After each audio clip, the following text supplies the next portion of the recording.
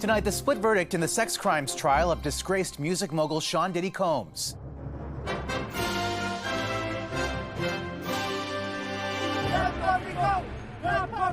Why his bail was denied and when he'll be sentenced. We're hopeful that ultimately he receives a substantial sentence for what he's done. The new extreme heat warnings across Canada. It's really hot, like ridiculously hot. Where scorching temperatures are fueling more wildfires. And which global landmark was partially closed as Europe bakes.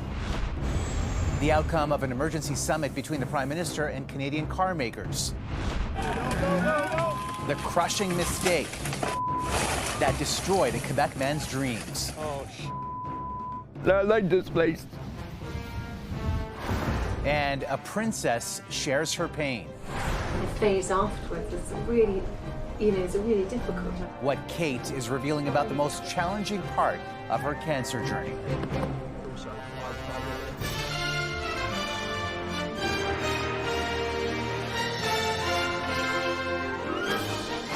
CTV National News with Omar Sachedina.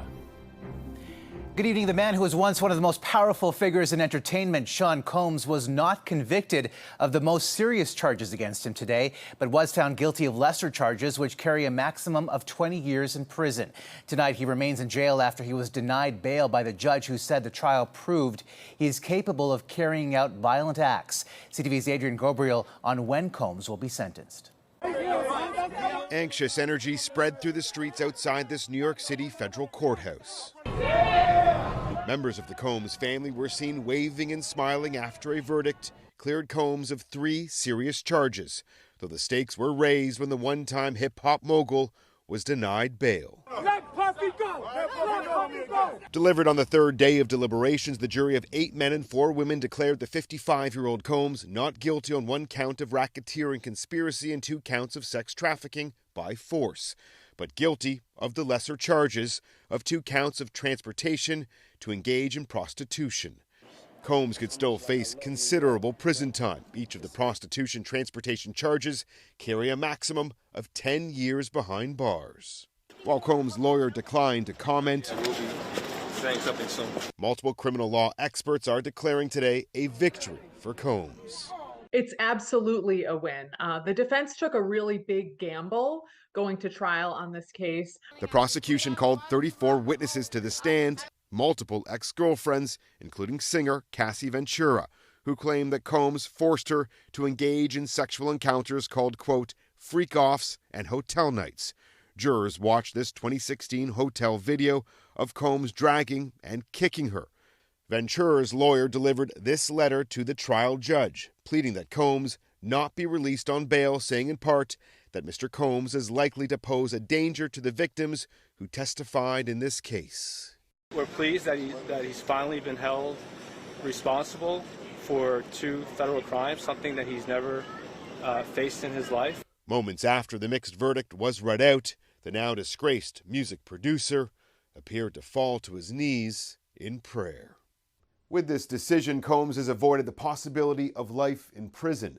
A sentencing date is expected to be announced next Tuesday. Omar. All right, Adrian, thank you. A Halifax man who admitted to killing his 71-year-old mother in a fit of rage last fall received a life sentence today.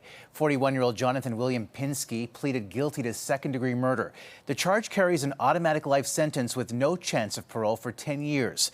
But Pinsky has already spent 265 days in prison, so he could potentially be released in 9 years. There are weather warnings across Canada tonight. People are sweltering in the Maritimes as heat warnings stretch across the region and into tomorrow. Temperatures hovering around high 30s with the humidex. Sarah Plowman has the details. With no water or power flowing into this motel, there's been a steady flow of ice. Fans have little use despite the need. It's hot, it's humid. More than 2 weeks ago, the landlord told tenants they have to move. The building will shut down. New apartments are being lined up. Until then, they've been offered hotels. Many chose to stay put. And stay here and make sure my stuff was safe. Well, it's a little warm. There's not much we can do. Much of the Maritimes is under a heat warning. In Fredericton, the humidex is pushing temperatures into the high 30s. It's really hot, like ridiculously hot. Carl Jones is homeless. Retreating to a house with air conditioning is not an option. Well, I beat the heat by just kind of relaxing and just enjoying the shade where I can find it. Many ask how long it will last. The answer is not long. Once we get through Thursday, we're going to see a bit of change in the air mass there, and temperatures are going to drop a little bit. Back at these apartments, the big concern isn't heat, but finding a new home, a process that's underway. I have a place, but it all depends on the paperwork. This city, like many, has cooling centers, splash pads, and pools to cool off. Public health is reminding people to check on their neighbors. Also, drink lots of fluid, avoid exposure to the sun, and don't leave anyone or pet inside a parked car. Sarah Plowman, CTV News, Fredericton. The scorching temperature is also driving up the wildfire threat, the most menacing, prompting a state of emergency almost 4 years to the day in a BC community that nearly watched its town wiped out. Here's CTV's Kathy Lee on the heat warnings in the west.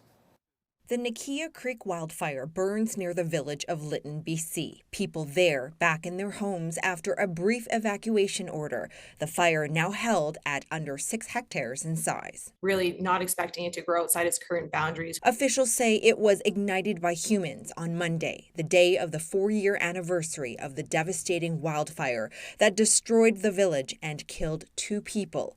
Residents still traumatized. Another fire north of Lytton, the Eisman Creek wildfire, now 130 hectares and burning out of control. We ask everyone to be very cautious with their behavior in the outdoors with anything that could cause a fire. The prairie's also experiencing hot and dry weather, with heat warnings for parts of Saskatchewan and Alberta. This is where your wildfire risk can be elevated because you're amplifying the fuel sources, you're drying out that material. We've had 678 wildfires that have burned just over 681,000 hectares, 20 times more than we saw at this time last year in terms of hectares burnt. In Saskatchewan, lightning followed by dry conditions caused a significant jump in active wildfires over the long weekend. Nearly 500 fires, active fires in Canada, and as I say, a third of them are out of control. The heat wave's not just increasing the wildfire risk. The hot temperatures can be uncomfortable for a lot of people. The good news, Environment Canada says it should only last for a couple of days.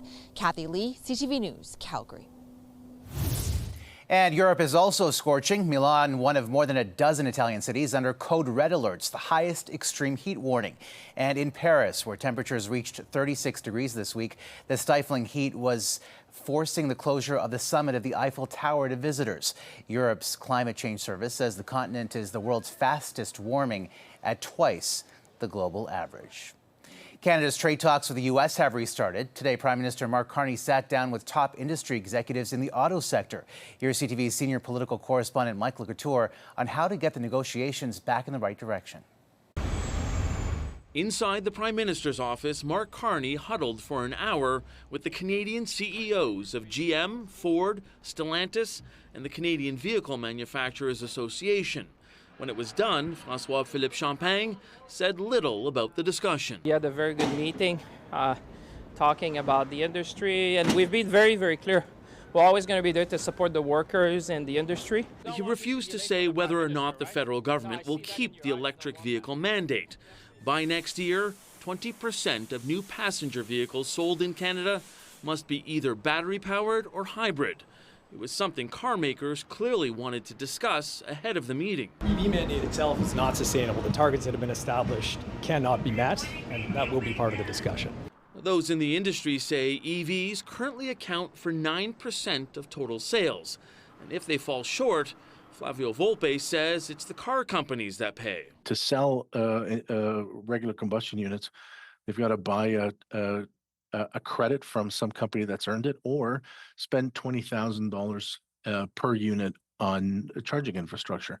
On top of that, those same car companies continue to deal with 25% tariffs from the U.S. Now, there is a carve-out for components that are built in America through the integrated supply chain. Still, Canadian auto exports in the U.S. fell by 23% in April. They make 6 or 7% a year of profit. If there is a tariff in for 5, 10, 25%. It makes those operations untenable. According to a readout from the Prime Minister's office, the meeting also looked at ways to make Canada's auto sector more sustainable and competitive in the face of shifting trading relationships, something that could be more urgent if Canada isn't able to strike a trade deal with the U.S. in the next 19 days. Omar. All right, Mike, thank you. Canadian consumers are consciously choosing to support homegrown brands and manufacturers. Their motivation trumps tariffs. Here's CTV's Paul Hollingsworth on how it impacts internal trade barriers and which local businesses are reaping the rewards.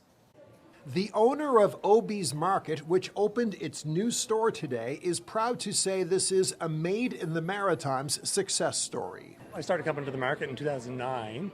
I just started very small, one table at the farmers market on Saturday. Ian O'Brien's once small business, which specializes in locally produced food, has now grown into this permanent facility. When Donald Trump threatened tariffs and many Canadians turned their backs on U.S.-made products, O'Brien was perfectly positioned to offer customers what they wanted to buy.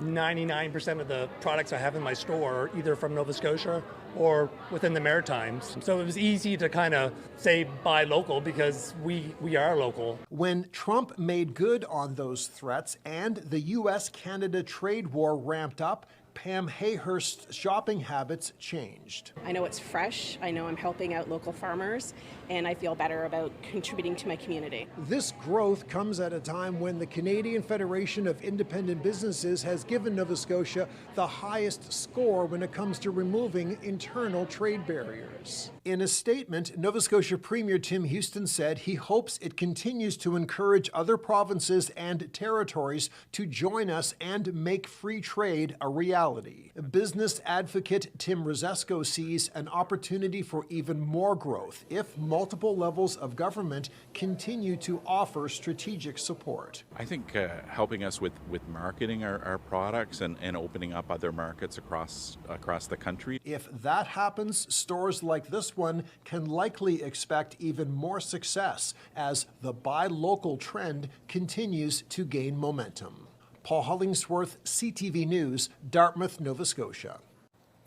Empire, the parent company of grocery chain Sobeys and dairy product maker Lactalis Canada, have become the first to sign on to Canada's new grocery code of conduct to address frustration by some suppliers about the fees retailers charge to stock and promote their products. The code, which includes the option of penalties for non-compliance, is supposed to make the process more fair and transparent. Empire's CEO says it could also drive down the cost for consumers. And a longtime grocery store mainstay has filed for bankruptcy. Del Monte is looking for a new buyer. The 104-year-old company has been hit by consumers shifting away from canned foods to healthier options. And Donald Trump's tariffs on imported steel will drive up the cost of cans. Roughly 80% of all steel for cans comes from outside the U.S. And it appears the uncertainty around those tariffs is impacting the labor market in the U.S. For the first time in 2 years, the country cut jobs, shedding 33,000 private sector positions last month. That snapshot emerging as Microsoft revealed today it was cutting 9,000 workers, or about 4% of its total workforce, targeting workers in sales and the company's Xbox video game division. In May, Microsoft slashed about 7,000 jobs, and 2 years ago, 10,000 positions. The reductions come as many tech companies are relying on and investing more in artificial intelligence. Paramount, the parent company of CBS, has settled a lawsuit with U.S. President Donald Trump for $16 million. At issue, this interview with former Vice President Kamala Harris on 60 Minutes, which Trump claimed was manipulated in Harris's favor when it was edited, a claim CBS News denies. The settlement comes as Paramount awaits regulatory approval on an $8 billion merger with Skydance Media. Trump called the settlement, which does not come with an apology, a, quote, win for the American people. Coming up, setback for Ukraine. All guarantees in that respect are off the table. How the U.S. plan to halt weapons shipments affects Canada's contribution to the war-torn country.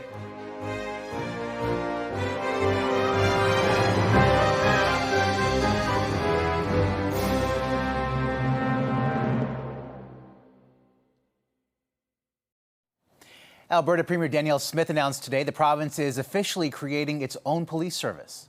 We have formally created the Alberta Sheriff's Police Service to be headquartered right here in Calgary. Threats to public safety are always shifting, and the federal government could decide to redirect the RCMP away from contract policing.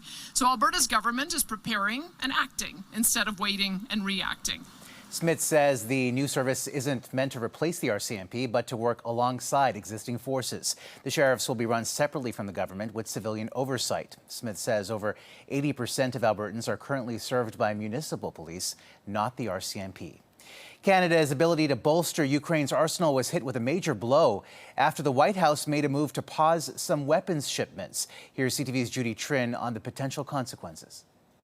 Precious shipments of weapons en route to Ukraine halted by the Pentagon. The White House said the decision was made to put America's interests first, following a review of the nation's military support and assistance to other countries.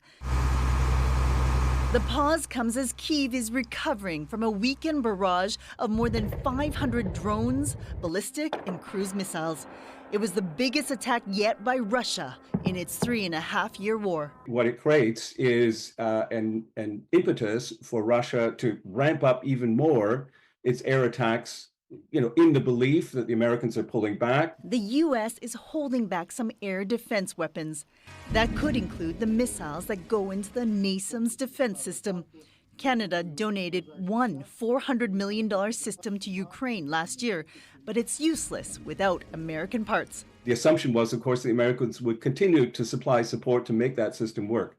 I think all guarantees in that respect are off the table. Also, unlike his predecessor, Donald Trump has expressed sympathy for Russia's Vladimir Putin and a willingness to step back from supporting Ukraine. Sometimes you're better off letting them fight for a while and then pulling them apart. For any nation to take a look at his stocks and determine that they're too low and therefore need to be dealt with very carefully is supportable. If this is linked to the warmth that the president feels towards Russia, that's a far more concerning change. Ukraine is working with its European allies to manufacture more weapons, but that's a solution that could take months, if not years.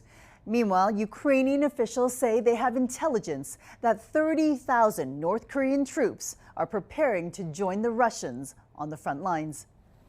Omar. All right, Judy, thank you. Still ahead.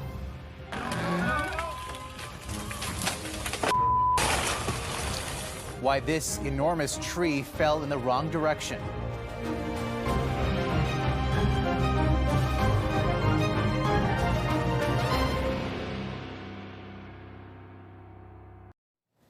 The Princess of Wales is giving her most personal insight yet about her journey battling cancer. The phase afterwards is really, is a really difficult journey. You're not necessarily in the clinical team any longer, but you're not able to function normally at home as you perhaps once used to. And actually someone to help talk you through that, show you and guide you through that sort of phase that comes after treatment, I think is really valuable. Catherine spoke to patients, volunteers and staff at a cancer support centre in the UK.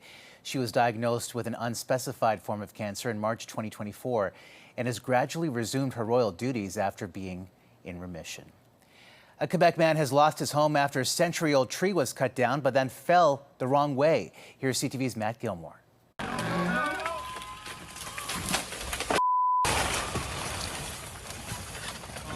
The moment captured on video. It's when 65-year-old Daniel Delille says he lost everything. That's my room there. I got 3 rooms upstairs. So we see my bed there. My office went on the other side. All the stove, everything brand new. The washing machine, table, everything is brand new inside. I lost everything. On June 23rd, he says a tree felling service was hired to cut down this enormous tree just feet from his back door. Delille, who's been renting the house for 15 years, says he wasn't home when the job was done. Video taken by his neighbor shows the tree was not taken down in pieces. Instead, it appears the plan was to pull the tree away from the house. There was like a loader pulling up a cable, and I thought like the tree will go on that side, and when I see the bottom of the tree slipping on the wrong side, this is when it's then like I realize it won't be good. DeLille says he rushed home right away and was devastated by what he found. I like this place. There's got enough animals coming and everything. I go fishing, I got my boat, I go fishing. No, and I can do nothing. DeLille is on a fixed income of just $1,000 per month. He says he's been disabled since a car accident when he was 19 years old and has no savings. Insurance, he says, was too expensive. No insurance, I have no money. I have no more nothing. All he can do now is wait for news from his landlord. CTV was unable to reach the owner of the house or the tree felling company. Matt Gilmore, CTV News, Point Calumet. Still ahead, where this baby seal was suddenly spotted and why that's prompting concern.